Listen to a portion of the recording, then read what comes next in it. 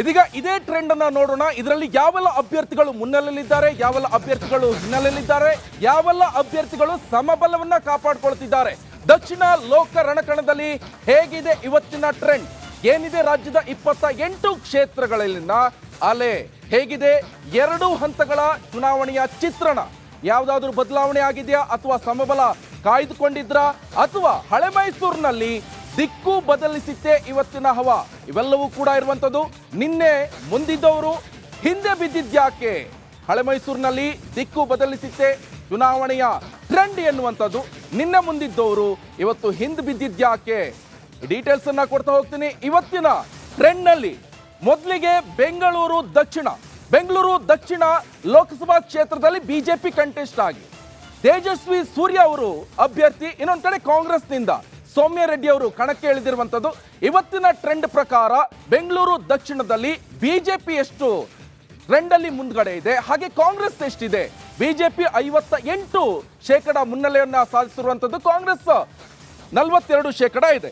ನಿನ್ನೆ ನಾವು ನೋಡ್ಬೇಕಂತ ಹೇಳಿದ್ರೆ ಇದೇ ಬಿಜೆಪಿ 57% ಇರುವಂಥದ್ದು, ಆದ್ರೆ ನಿನ್ನೆ ಕಾಂಗ್ರೆಸ್ 43 ಇಳಿದಿದ್ದಂಥದ್ದು, ಇವತ್ತು 42 ಆಯಿತು.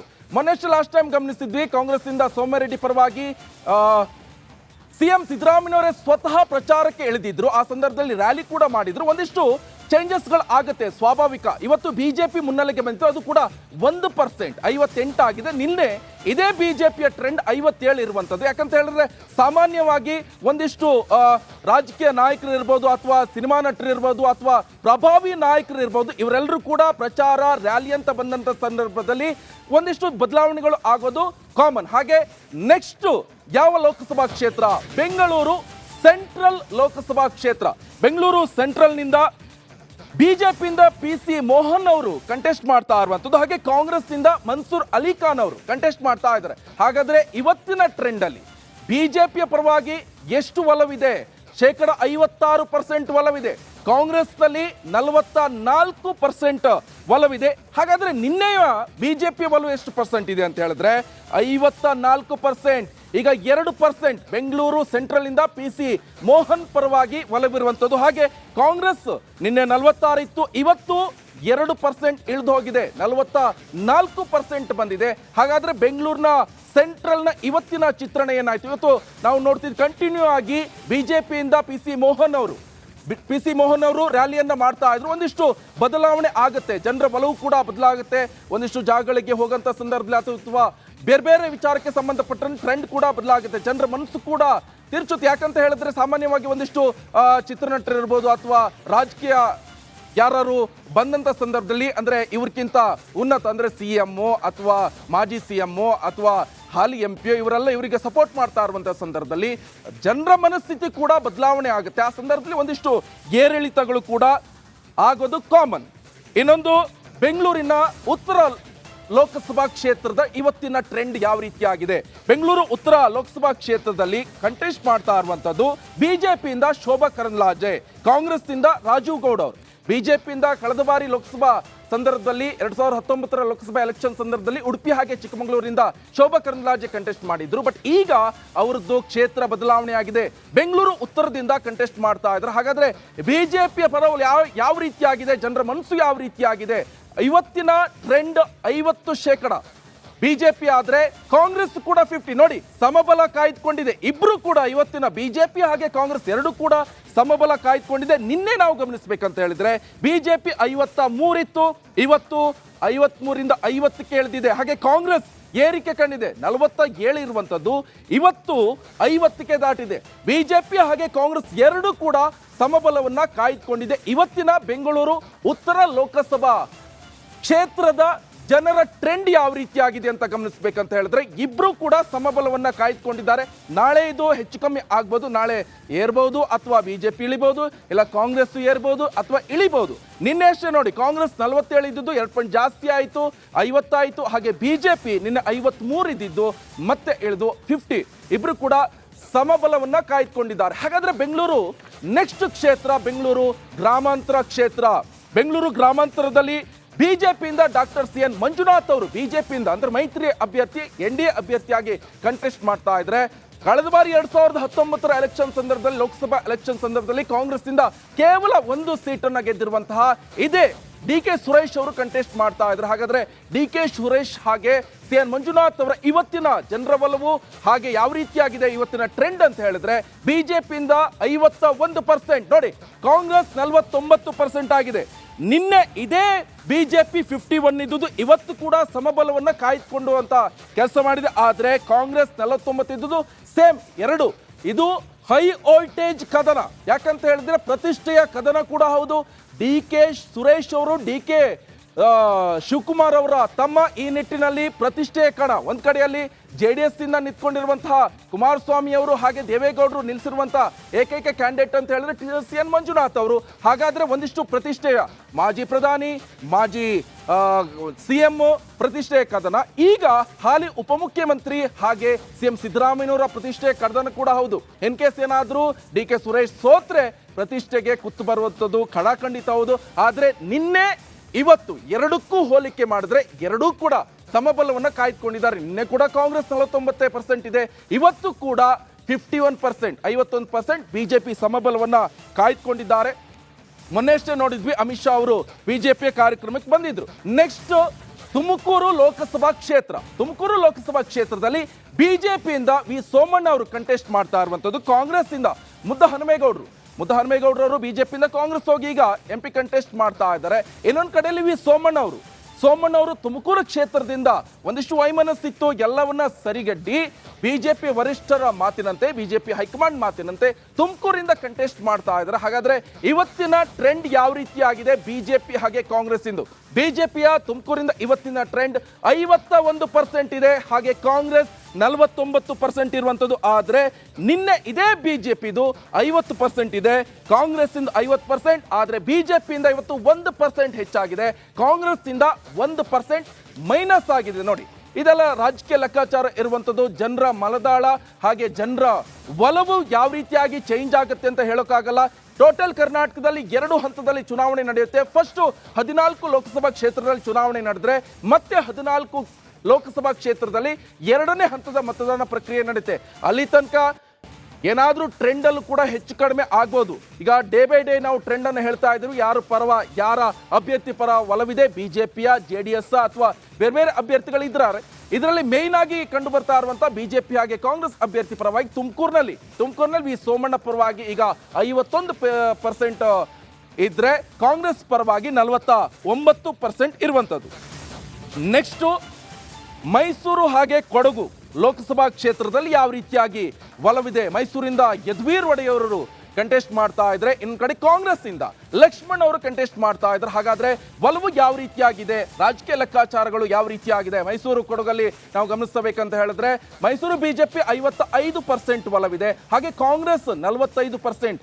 ಮೈಸೂರಲ್ಲಿ ಬಿಜೆಪಿ ಈ ಸತಿ ಫಸ್ಟ್ ಟೈಮ್ ಕಂಟೆಸ್ಟ್ ಮಾಡ್ತಾ ಇರುವಂತ ಏಕೈಕ ವ್ಯಕ್ತಿ ಅಂತ ಹೇಳಿದ್ರೆ ಮಹಾರಾಜರು ಅಂತ ಕರೆಸ್ಕೊಳ್ಳುವಂತ ಯದುವೀರ್ ಒಡೆಯರ್ ಅವರು ಕಂಟೆಸ್ಟ್ ಮಾಡ್ತಾ ಇದ್ದಾರೆ. ಬಿಜೆಪಿಯಿಂದ ಒಂದಿಷ್ಟು ಒಲವು ಕಡು 100% ಇರುತ್ತೆ. ಯಾಕಂತ ಹೇಳಿದ್ರೆ ಮಹಾರಾಜರು ಅಂದ ತಕ್ಷಣ ಹಳೆ ಮೈಸೂರು ಭಾಗದಲ್ಲಿ ಇರ್ಬೋದು ಅಥವಾ ಮೈಸೂರು ಆ ಪ್ರಾಂತ್ಯ, 2-3 ಪ್ರಾಂತ್ಯದಲ್ಲಿ ದೇವ್ರ ತರ ಪೂಜೆ ಮಾಡೋರು ಇರ್ತಾರೆ, ಅದು ಕೂಡ ಪ್ಲಸ್ ಆಗುತ್ತೆ. ಆದ್ರೆ ಬಿಜೆಪಿಯ ಇವತ್ತಿನ ಟ್ರೆಂಡ್ 55% ಆದ್ರೆ ಕಾಂಗ್ರೆಸ್ ಇಂದು 45% ಈಗ ಮೈಸೂರು ಭಾಗದಲ್ಲಿ ಇರುವಂತದ್ದು.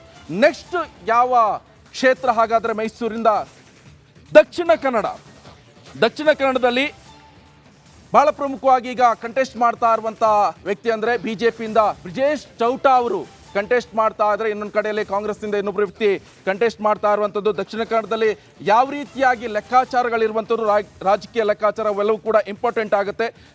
ದಕ್ಷಿಣ ಕನ್ನಡದಲ್ಲಿ ಬಿಜೆಪಿಯ ಟ್ರೆಂಡ್ ಇವತ್ತಿಂದ ಯಾವ ರೀತಿಯಾಗಿದೆ ನೋಡೋಣ, ಹಾಗೆ ಕಾಂಗ್ರೆಸ್ ಇಂದ ಯಾವ ರೀತಿಯಾಗಿದೆ. ದಕ್ಷಿಣ ಕನ್ನಡದಲ್ಲಿ 55% ಬಿಜೆಪಿದಿದ್ರೆ, ಕಾಂಗ್ರೆಸ್ ಇಂದ 45% ಇರುವಂತದ್ದು. ಇದು ದಕ್ಷಿಣ ಕನ್ನಡದಲ್ಲಿ ಬಿಜೆಪಿಯ ಭದ್ರಕೋಟೆ. ಅದು ಕೂಡ ಬ್ರಿಜೇಶ್ ಚೌಟ ಅವರು ಈಗ ಫಸ್ಟ್ ಟೈಮ್ ಕಂಟೆಸ್ಟ್ ಮಾಡ್ತಾ ಇರುವಂಥದ್ದು. ಯಾಕಂತ ಹೇಳಿದ್ರೆ ಕಳೆದ ಬಾರಿ ನಳಿನ್ ಕುಮಾರ್ ಕಟೀಲ್ ಅವರು ಕಂಟೆಸ್ಟ್ ಮಾಡ್ತಾ ಇದ್ರು, ವಿನ್ ಆಗಿದ್ರು. ಆದರೆ ಈಗ ಚೇಂಜಸ್ ಆಗಿದೆ, ಬದಲಾವಣೆ ಆಗಿದೆ, ಸಾಕಷ್ಟು ಜನರ ಒಲವು ಕೂಡ ಬದಲಾಗಿದೆ ಬಿಜೆಪಿಯಿಂದ. ಈ ಹಿನ್ನೆಲೆಯಲ್ಲಿ ಬಿಜೆಪಿಯಿಂದ ಚೇಂಜಸ್ ಆಗಿರುವಂಥದ್ದು. ಆ ಹಿನ್ನೆಲೆಯಲ್ಲಿ ಈಗ ಬ್ರಿಜೇಶ್ ಚೌಟ ಅವರು ಕಂಟೆಸ್ಟ್ ಮಾಡ್ತಾ ಇರುವಂತಹ ದಕ್ಷಿಣ ಕನ್ನಡ ಕ್ಷೇತ್ರದಲ್ಲಿ ಬಿಜೆಪಿಯ ಒಲವು ಕೂಡ ಜಾಸ್ತಿ ಇದೆ. 50% ಬಿಜೆಪಿ ಇದ್ರೆ, 55% ಇದ್ರೆ, ಇನ್ನು ಕಾಂಗ್ರೆಸ್ ಇಂದ 45% ಇರುವಂಥದ್ದು. ನೆಕ್ಸ್ಟ್ ಕ್ಷೇತ್ರ ಹಾಸನದಲ್ಲಿ ಪ್ರಜ್ವಲ್ ರೇವಣ್ಣ ಅವರು ಕಂಟೆಸ್ಟ್ ಮಾಡ್ತಾ ಇದ್ದಾರೆ ಹಾಸನ ಲೋಕಸಭಾ ಕ್ಷೇತ್ರದಲ್ಲಿ. ಹಾಗೆ ನೆಕ್ಸ್ಟ್ ಇವರ ವಿರುದ್ಧವಾಗಿ ಕಾಂಗ್ರೆಸ್ನಿಂದ ಕಂಟೆಸ್ಟ್ ಮಾಡ್ತಾ ಇರುವಂಥದ್ದು ಶ್ರೇಯಸ್ ಪಾಟೀಲ್ ಅವರು. ಹಾಗಾದ್ರೆ ಹಾಸನದಲ್ಲಿ ಇವತ್ತಿನ ಟ್ರೆಂಡ್ ಯಾವ ರೀತಿ ಆಗಿದೆ? JDS ಅಂತ ಹೇಳಿದ ತಕ್ಷಣ JDS ಮೈತ್ರಿ ಆಗಿದೆ ಲೋಕಸಭಾ ಎಲೆಕ್ಷನ್ ಅಲ್ಲಿ. NDA ಅಭ್ಯರ್ಥಿಯಾಗಿ ಕಂಟೆಸ್ಟ್ ಮಾಡ್ತಾ ಇರುವಂತಹ ಪ್ರಜ್ವಲ್ ರೇವಣ್ಣ ಅವರು, ಇನ್ನೊಂದು ಕಡೆಯಲ್ಲಿ ಕಾಂಗ್ರೆಸ್ನಿಂದ ಶ್ರೇಯಸ್ ಪಾಟೀಲ್ ಅವರು. ನೋಡಿ, JDS ಇಂದ ಈಗ 53% ಇದ್ರೆ ಕಾಂಗ್ರೆಸ್ನಿಂದ 47% ಇರುವಂಥದ್ದು. ಆದರೆ JDS ಮುನ್ನೆಲೆಯನ್ನ ಕಾಯ್ದುಕೊಂಡಿದೆ 53%, ಹಾಗೆ ಕಾಂಗ್ರೆಸ್ 47% ಇರುವಂಥದ್ದು. ಆದರೆ ಹಿನ್ನೆಲೆ ಆಗಿದೆ ಕಾಂಗ್ರೆಸ್ಗೆ. ನೆಕ್ಸ್ಟ್ ಯಾವ ರೀತಿಯಾಗಿ ಚೇಂಜಸ್ ಆಗುತ್ತೋ ಗೊತ್ತಿಲ್ಲ. ಜನರ ಮನದಾಳ, ಜನರ ಒಂದು ಮನಸ್ಸಿನ ವಿವೇಚನೆಗೆ ಬಿಟ್ಟಿರೋಂಥ ವಿಚಾರ. ಯಾರಿಗೆ ವೋಟ್ ಹಾಕಿದ್ರೆ ಅಭಿವೃದ್ಧಿ ಮಾಡ್ತಾರೆ, ಯಾರಿಗೆ ವೋಟ್ ಹಾಕಿದ್ರೆ ದೇಶವನ್ನು ಕಾಪಾಡುತ್ತೆ. ಇದು ರಾಜ್ಯ ಚುನಾವಣೆಯಲ್ಲ, ಲೋಕಸಭಾ ಎಲೆಕ್ಷನ್ ಸಂದರ್ಭದಲ್ಲಿ ಒಂದಿಷ್ಟು ಎಚ್ಚರಿಕೆಯ ಮತದಾನವನ್ನು ಕೂಡ ಮಾಡ್ತಾರೆ. ಬದಲಾವಣೆ ಕೂಡ ಆಗೋದು ಕಾಮನ್ ಆಗಿರುತ್ತೆ. ನೆಕ್ಸ್ಟು ಹಾಸನ ಲೋಕಸಭಾ ಕ್ಷೇತ್ರದಲ್ಲಿ ಇವತ್ತಿನ ಟ್ರೆಂಡ್ ಯಾವ ರೀತಿಯಾಗಿದೆ ಹಾಗಾದರೆ ನೋಡ್ತಾ ಹೋಗೋಣ. ಎಸ್, ಹಾಸನ ಲೋಕಸಭಾ ಕ್ಷೇತ್ರ ಆಯಿತು, ಹಾಸನ ಆಯಿತು. ನೆಕ್ಸ್ಟ್ ಉಡುಪಿ ಚಿಕ್ಕಮಗಳೂರು ಲೋಕಸಭಾ ಕ್ಷೇತ್ರದ ಇವತ್ತಿನ ಟ್ರೆಂಡ್ ಯಾವ ರೀತಿಯಾಗಿದೆ? ಬಿಜೆಪಿಯಿಂದ ಕೋಟಾ ಶ್ರೀನಿವಾಸ್ ಪೂಜಾರಿ ಅವರು ಕಂಟೆಸ್ಟ್ ಮಾಡ್ತಾ ಇದ್ದಾರೆ. ಕಾಂಗ್ರೆಸ್ನಿಂದ ಜಯಪ್ರಕಾಶ್ ಹೆಗಡೆ ಅವರು ಮೊನ್ನೆ ತಾನೇ ಕಾಂಗ್ರೆಸ್ನಿಂದ ಬಿಜೆಪಿಯಿಂದ ಕಾಂಗ್ರೆಸ್ಗೆ ಹೋಗಿದ್ದಾರೆ. ಆದರೆ ಕೋಟಾ ಶ್ರೀನಿವಾಸ್ ಪೂಜಾರಿ ಅವರು ವಿಧಾನ ಪರಿಷತ್ ವಿಪಕ್ಷ ನಾಯಕರಾಗಿ ಕೆಲಸ ಮಾಡಿರುವಂಥ ಈಗ ಫಸ್ಟ್ ಟೈಮ್ ಕಂಟೆಸ್ಟ್ ಮಾಡ್ತಾ ಇದ್ದಾರೆ ಲೋಕಸಭಾ ಎಲೆಕ್ಷನ್ ಅಲ್ಲಿ. ಹಾಗಾದ್ರೆ ಇವತ್ತಿನ ಉಡುಪಿ ಹಾಗೆ ಚಿಕ್ಕಮಗಳೂರು ಕ್ಷೇತ್ರದ ಟ್ರೆಂಡ್ ಯಾವ ರೀತಿಯಾಗಿ ಸೆಟ್ ಆಗಿದೆ? 55% ಬಿಜೆಪಿ ಇದ್ರೆ 45% ಕಾಂಗ್ರೆಸ್ ಇರುವಂಥದ್ದು. ಆದರೆ ನಿನ್ನೆ 54% ಇರುವಂಥ ಇದೇ ಬಿಜೆಪಿ ಇವತ್ತು 1% ಜಾಸ್ತಿ ಆಗಿದೆ. ಆದರೆ ಕಾಂಗ್ರೆಸ್ 46% ನಿನ್ನೆ ಇದ್ದಿದೆ. ಜಯಪ್ರಕಾಶ್ ಹೆಗಡೆ ಅವರ ಪರವಲ್ಲವಿದೆ, ಇವತ್ತು 1% ಕಡಿಮೆ ಆಗಿದೆ. ಹಳ್ಳಿಗೆ ಹೋಗಿ ಪ್ರಚಾರ ಮಾಡೋದಿರ್ಬೋದು, ಅಥವಾ ರಾಜಕೀಯ ನಾಯಕರ ಜೊತೆ ಸೇರ್ಕೊಂಡು ಪ್ರಚಾರ ಮಾಡಿರೋದಿರ್ಬೋದು, ಒಂದಿಷ್ಟು ಒಳಬೇಗುದಿ ಇವನ್ನೆಲ್ಲ ಬಂಡಾಯ ಶಮನ ಮಾಡಿ ಮುನ್ನೆಲೆಗೆ ಒಗ್ಗೂಡ್ಕೊಂಡು ಹೋಗುವಂಥದ್ದು ಕೂಡ ಟ್ರೆಂಡ್ ಸೆಟಪ್ ಕೂಡ ಚೇಂಜ್ ಆಗುತ್ತೆ. ನಿನ್ನೆ ರಾತ್ರಿ ತನಕ ಯಾರೋ ಮುನ್ಸ್ಕೊಂಡಿದ್ರೆ ಇವತ್ತು ಬೆಳಗ್ಗೆ ಹೋಯ್ಕೊಂಡು ಅವ್ರ ಜೊತೆ ಚಾ ಕುಡ್ಕೊಂಡು ತಿಂಡಿ ಮಾಡಿಕೊಂಡು ಅವ್ರನ್ನ ಮಾತಾಡಿಸ್ಕೊಂಡು ಬನ್ನಿ ಮರ ಒಟ್ಟಿಗೆ ಹೋಗಿ ಕೆಲಸ ಮಾಡುವಂಥ ನಿಟ್ಟಿನಲ್ಲಿ ಕೆಲಸ ಮಾಡಿದ್ರೆ ಟ್ರೆಂಡ್ ಆಟೋಮೆಟಿಕ್ ಆಗಿ ಚೇಂಜ್ ಆಗುತ್ತೆ. ಆ ಕಾರ್ಯಕರ್ತರು ಇವ್ರ ಜೊತೆ ಸೇರ್ತಾರೆ, ವಿಲೀನ ಆಗ್ತಾರೆ, ಒಗ್ಗೂಡ್ಕೊಂಡು ಕೆಲಸ ಮಾಡ್ತಾರೆ, ಫೀಲ್ಡಿಗೆ ಇಳಿತಾರೆ. ಆ ಸಂದರ್ಭದಲ್ಲೂ ಕೂಡ ಟ್ರೆಂಡ್ ಆಟೋಮೆಟಿಕ್ ಆಗಿ ಚೇಂಜ್ ಆಗುತ್ತೆ. ಬಟ್ ಆದರೆ ನಿನ್ನೆ ಇದೇ ಬಿಜೆಪಿ 1% ಕಡಿಮೆ ಇದ್ರೆ ಇವತ್ತು 1% ಜಾಸ್ತಿ ಆಗಿದೆ. ಆದರೆ ಕಾಂಗ್ರೆಸ್ ನಿನ್ನೆ 1% ಜಾಸ್ತಿ ಇದೆ ಆಯ್ತು, 46% ಇತ್ತಾಯ್ತು, ಇವತ್ತು 45% ಆಯಿತು, 1% ಕಡಿಮೆ ಆಯಿತು. ಆದರೆ ಬಿಜೆಪಿಯಿಂದ 55% ಆಯಿತು, 1% ಜಾಸ್ತಿ ಆಗಿದೆ. ನಾಳೆ ಇದು ಏರಲೂಬಹುದು ಅಥವಾ ಇಳಿಲೂಬಹುದು. ಈಗ ನೆಕ್ಸ್ಟ್ ಕೋಲಾರ ಲೋಕಸಭಾ ಕ್ಷೇತ್ರ. ಕೋಲಾರದಿಂದ JDS ಇಂದ ಮಲ್ಲೇಶ್ ಬಾಬು ಅವರು ಕಂಟೆಸ್ಟ್ ಮಾಡ್ತಾ ಇದ್ದಾರೆ, ಕಾಂಗ್ರೆಸ್ನಿಂದ ಗೌತಮ್ ಅವರು ಕಂಟೆಸ್ಟ್ ಮಾಡ್ತಾ ಇದ್ದಾರೆ. ಕೋಲಾರ ಚಿನ್ನದ ಗಣಿ, ಕಳೆದ ಬಾರಿ ಲೋಕಸಭಾ ಕ್ಷೇತ್ರದಿಂದ ವಿನ್ ಆಗಿರುವಂಥ ಇದೇ ಮುನಿಯಪ್ಪನವರು ಕೂಡ ಒಂದಿಷ್ಟು ಹಠ ಹಿಡಿದು ಕುಳ್ತಿದ್ರು. ತನಗೆ ಟಿಕೆಟ್ ಕೊಡಬೇಕು, ಇಲ್ಲಾಂದ್ರೆ ತನ್ನ ಅಳಿಯನಿಗೆ ಕೊಡಬೇಕು, ಮಕ್ಕಳು ಮರ್ಮಿ, ಇದರ ಒಂದಿಷ್ಟು ಹಠವನ್ನು ಹಿಡ್ಕೊಂಡು ಕುಳ್ತಿದ್ರು. ಆದರೆ ಎಲ್ಲವೂ ಕೂಡ ಮಣೆ ಹಾಕಲಿಲ್ಲ. ಫೈನಲ್ ಆಗಿ ಕಾಂಗ್ರೆಸ್ನಿಂದ ಗೌತಮ್ ಅವರಿಗೆ ಟಿಕೆಟ್ ಕೊಟ್ಟರು. ಇತ್ತ JDSನಿಂದ ಮಲ್ಲೇಶ್ ಬಾಬು ಅವರು ಕಂಟೆಸ್ಟ್ ಮಾಡ್ತಾ ಇದ್ದಾರೆ. ಹಾಗಾದ್ರೆ ಇವತ್ತಿನ ಕೋಲಾರದ ಟ್ರೆಂಡ್ ಯಾವ ರೀತಿಯಾಗಿ ಸೆಟ್ ಆಗಿದೆ ನೋಡಿ. 50-50, JDS 50, ಕಾಂಗ್ರೆಸ್ 50-50 ಸಮಬಲವನ್ನು ಕಾಯ್ದುಕೊಂಡಿದ್ದಾರೆ. ನಿನ್ನೆ ಇದೇ ಟ್ರೆಂಡ್ ಯಾವ ರೀತಿಯಾಗಿದೆ? JDSನಿಂದ 52% ಇರುವಂಥದ್ದು, ಕಾಂಗ್ರೆಸ್ನಿಂದ 48%. ನೋಡಿ, ಇವತ್ತು ಕಾಂಗ್ರೆಸ್ ಹೈ ಆಗಿದೆ, 2% ಜಾಸ್ತಿ ಆಗಿದೆ. ಆದರೆ JDSನಿಂದ 2% ಕಡಿಮೆ ಆಗಿದೆ. ಇವತ್ತಿನ ಟ್ರೆಂಡಲ್ಲಿ ಸಮಬಲವನ್ನು ಕಾಯ್ದುಕೊಂಡಿದ್ದಾರೆ. ನಾಳೆ ಚೇಂಜಸ್ ಆಗ್ಬೋದು, ನಾಳೆ ಏನು ಬೇಕಾದ್ರೂ ಆಗ್ಬೋದು, ನಾಳೆ ಮತ್ತೆ ಚೇಂಜಸ್ ಕೂಡ ಆಗ್ಬೋದು, ಗೊತ್ತಿಲ್ಲ. ಆದರೆ ಇವತ್ತಿನ ಈ ಕ್ಷಣದ ಟ್ರೆಂಡ್ ಇದು ಏನಂತ ಹೇಳಿದ್ರೆ JDS ಹಾಗೆ ಕಾಂಗ್ರೆಸ್ ಎರಡೂ ಕೂಡ ಸಮಬಲವನ್ನು ಕಾಯ್ದುಕೊಂಡಿದೆ ಕೋಲಾರದಲ್ಲಿ. ಇವತ್ತಿನ ಟ್ರೆಂಡಲ್ಲಿ ಈಗ ಚಿತ್ರದುರ್ಗಕ್ಕಿಂತ ಮುಂಚೆ ಚಿಕ್ಕಬಳ್ಳಾಪುರಕ್ಕೆ ಹೋಗೋಣ. ಚಿಕ್ಕಬಳ್ಳಾಪುರದಿಂದ ಬಿಜೆಪಿ ಕಂಟೆಸ್ಟ್ ಆಗಿ ಡಾಕ್ಟರ್ ಕೆ ಸುಧಾಕರ್ ಅವರು ಕಂಟೆಸ್ಟ್ ಮಾಡ್ತಾ ಇದ್ದಾರೆ MP-ಯಲ್ಲಿ. ಇನ್ನೊಂದು ಕಡೆಯಲ್ಲಿ ಇವರ ವಿರುದ್ಧವಾಗಿ ಕಾಂಗ್ರೆಸ್ನಿಂದ ರಕ್ಷಾ ರಾಮಯ್ಯ ಸ್ಪರ್ಧೆ ಮಾಡ್ತಾ ಇದ್ದಾರೆ. ಚಿಕ್ಕಬಳ್ಳಾಪುರ ಕ್ಷೇತ್ರದ ಬಹಳ ಪೈಪೋಟಿ ಇರುವಂಥದ್ದು. ಕಳೆದ ಬಾರಿ ವಿಧಾನಸಭಾ ಎಲೆಕ್ಷನ್ ಸಂದರ್ಭದಲ್ಲಿ ಡಾಕ್ಟರ್ ಕೆ ಸುಧಾಕರ್ ಅವರು ಸೋತು ಹೋಗಿದ್ರು. ಆದರೆ ಈಗ MP ಎಲೆಕ್ಷನ್ ಅಲ್ಲಿ ಕಂಟೆಸ್ಟ್ ಮಾಡ್ತಾ ಇದ್ದಾರೆ. ಹಾಗಾದ್ರೆ ಇವತ್ತಿನ ಚಿಕ್ಕಬಳ್ಳಾಪುರದ ಟ್ರೆಂಡ್ ಯಾವ ರೀತಿಯಾಗಿದೆ ನೋಡಿ. ಬಿಜೆಪಿ 52% ಆದ್ರೆ ಕಾಂಗ್ರೆಸ್ 48%. ನಿನ್ನೆ ಅಷ್ಟೇ ಬಿಜೆಪಿಯಿಂದ 50% ಇತ್ತು, ಇವತ್ತು 2% ಜಾಸ್ತಿ ಆಗಿದೆ. ಕಾಂಗ್ರೆಸ್ ಇಂದ 48 ಇರುವಂತದ್ದು ಇವತ್ತು, ಆದರೆ ನಿನ್ನೆ 50%, ಕಾಂಗ್ರೆಸ್ ಇಂದ 48 ಆಗಿದೆ. ಅಂದ್ರೆ 2% ಇಳಿಕೆ ಆಗಿದೆ. ಕಾಂಗ್ರೆಸ್ನಿಂದ ಹೊಸ ಮುಖ, ಬಿಜೆಪಿಯಿಂದನೂ ಕೂಡ ಹೊಸ ಮುಖ MP ಕಂಟೆಸ್ಟ್ಗೆ. ಈಗ next Chitradurga Lok Sabha election trend ಯಾವ ರೀತಿಯಾಗಿದೆ? ಚಿತ್ರದುರ್ಗದಲ್ಲಿ ಬಿಜೆಪಿಯಿಂದ ಗೋವಿಂದ ಕಾರಜೋಳ ಅವರು ಸ್ಪರ್ಧೆ ಮಾಡ್ತಾ ಇದ್ರೆ, ಕಾಂಗ್ರೆಸ್ ಇಂದ BN ಚಂದ್ರಪ್ಪ ಅವರು ಕಂಟೆಸ್ಟ್ ಮಾಡ್ತಾ ಇದ್ರೆ. ಹಾಗಾದ್ರೆ ಚಿತ್ರದುರ್ಗದಲ್ಲಿ ಇವತ್ತಿನ ಟ್ರೆಂಡ್ ಯಾವ ರೀತಿಯಾಗಿದೆ? ಚಿತ್ರದುರ್ಗದಲ್ಲಿ ಬಿಜೆಪಿ 44% ಆದ್ರೆ ಕಾಂಗ್ರೆಸ್ 56% ಇರುವಂತದ್ದು. ಹಾಗಾದ್ರೆ ನಿನ್ನೆ ಇದೇ ಚಿತ್ರದುರ್ಗದಲ್ಲಿ ಬಿಜೆಪಿ 48 ಇದೆ, ಇವತ್ತು 44 ಆಯಿತು, ಕಾಂಗ್ರೆಸ್ 52 ಇರುವಂಥದ್ದು, 56 ಆಯಿತು. ಕಾಂಗ್ರೆಸ್ ಇವತ್ತಿನ ಟ್ರೆಂಡ್ ಅಲ್ಲಿ ಮುನ್ನೆಲೆ ಕಾಯ್ದುಕೊಂಡಿದ್ರೆ, ಬಿಜೆಪಿ ಇವತ್ತಿನ ಟ್ರೆಂಡ್ಸ್ ಅಲ್ಲಿ ಹಿನ್ನೆಲೆ ಕಾಯ್ದುಕೊಂಡಿದೆ. ಹಾಗಾದ್ರೆ ಇವತ್ತಿನ ಟ್ರೆಂಡ್ 14 ಕ್ಷೇತ್ರದಲ್ಲಿ ಯಾವ ರೀತಿಯಾಗಿದೆ? ಬಿಜೆಪಿ ಹಾಗೆ JDS, ಇನ್ನೊಂದು ಕಡೆಯಲ್ಲಿ ಕಾಂಗ್ರೆಸ್ ಎಷ್ಟು ಸಮಬಲವನ್ನು ಕಾಯ್ದುಕೊಂಡಿದೆ? ಬಿಜೆಪಿ ಪ್ಲಸ್ JDS 10% ಇದ್ರೆ, ಕಾಂಗ್ರೆಸ್ 2% ಇದೆ. ಹಾಗೆ 50-50 ಕಾಯ್ದುಕೊಂಡಿರುವಂಥದ್ದು ಎರಡು ಲೋಕಸಭಾ ಕ್ಷೇತ್ರದಲ್ಲಿ ಇವತ್ತಿನ ಟ್ರೆಂಡ್ ಇರುವಂಥದ್ದು. ಮತದಾನ ಪ್ರಭುವಿನ ಒಲವು ಯಾರ ಕಡೆ ಆಗುತ್ತೆ, ಯಾವ ಕಡೆ ಆಗುತ್ತೆ ಹೇಳೋಕ್ಕಾಗಲ್ಲ. ಟೋಟಲ್ ಆಗಿ ನೋಡ್ಬೇಕಂತ ಹೇಳಿದ್ರೆ ಕ್ಷೇತ್ರ ಬೆಂಗಳೂರು ದಕ್ಷಿಣ, ಬೆಂಗಳೂರು ಸೆಂಟ್ರಲ್, ಹಾಗೆ ಬೆಂಗಳೂರು ಗ್ರಾಮಾಂತರ, ಇನ್ನು ತುಮಕೂರು. ಇನ್ನು ಬೆಂಗಳೂರು ದಕ್ಷಿಣದಲ್ಲಿ 58% ಇದ್ರೆ ಬಿಜೆಪಿ 42%, ಕಾಂಗ್ರೆಸ್ ಇದೆ. ಬೆಂಗಳೂರು ಸೆಂಟ್ರಲ್ ಅಲ್ಲಿ 56% ಇದ್ರೆ 44% ಕಾಂಗ್ರೆಸ್ ಇದೆ. ಬೆಂಗಳೂರು ಗ್ರಾಮಾಂತರದಲ್ಲಿ 51% ಇದ್ರೆ 49% ಕಾಂಗ್ರೆಸ್ ಇದೆ. ಇನ್ನು ತುಮಕೂರಲ್ಲಿ ಬಿಜೆಪಿ 51% ಇದ್ರೆ 49% ಕಾಂಗ್ರೆಸ್ ಇದೆ. ನಾಳೆ ಈ ಮತಕಣ ಮತದಾರರ ಒಲವು ಯಾವ ರೀತಿ ಬೇಕಾದ್ರೂ ಚೇಂಜಸ್ ಆಗ್ಬೋದು. ಇನ್ನು ಬೆಂಗಳೂರು ಉತ್ತರದಲ್ಲಿ 50% ಇದ್ರೆ ಕಾಂಗ್ರೆಸ್ನಲ್ಲಿ 50% ಇದೆ. ಹಾಗೆ ಕೋಲಾರದಲ್ಲಿ ಇವತ್ತಿನ ಟ್ರೆಂಡ್ ಪ್ರಕಾರ ಬಿಜೆಪಿ 50% ಇದ್ರೆ ಕಾಂಗ್ರೆಸ್ ಅಲ್ಲಿ 50% ಇರುವಂತದ್ದು. ಸಮಬಲವನ್ನ ಬಿಜೆಪಿ ಹಾಗೆ ಕಾಂಗ್ರೆಸ್ ಇಬ್ರು ಕೂಡ ಕಾಪಾಡಿಕೊಂಡಿದ್ದಾರೆ. ಹಾಗೆ ಚಿತ್ರದುರ್ಗದಲ್ಲಿ ಬಿಜೆಪಿ 44% ಇದ್ರೆ ಕಾಂಗ್ರೆಸ್ 56% ಇದೆ. ಚಾಮರಾಜನಗರದಲ್ಲಿ 46% ಇದ್ರೆ 54% ಕಾಂಗ್ರೆಸ್ ಇದೆ. ನಾಳೆ ಈ ಟ್ರೆಂಡ್ ಚೇಂಜಸ್ ಆಗ್ಬೋದು, ಮತದಾರ ಇರ್ಬೋದು, ಮತ ಪ್ರಚಾರ ಇರ್ಬೋದು, ಅಥವಾ ಒಂದಿಷ್ಟು ಸೆಲೆಬ್ರಿಟಿಗಳು ಪ್ರಚಾರ ಮಾಡಿದ್ರು ಕೂಡ ಚೇಂಜಸ್ ಆಗಬಹುದು.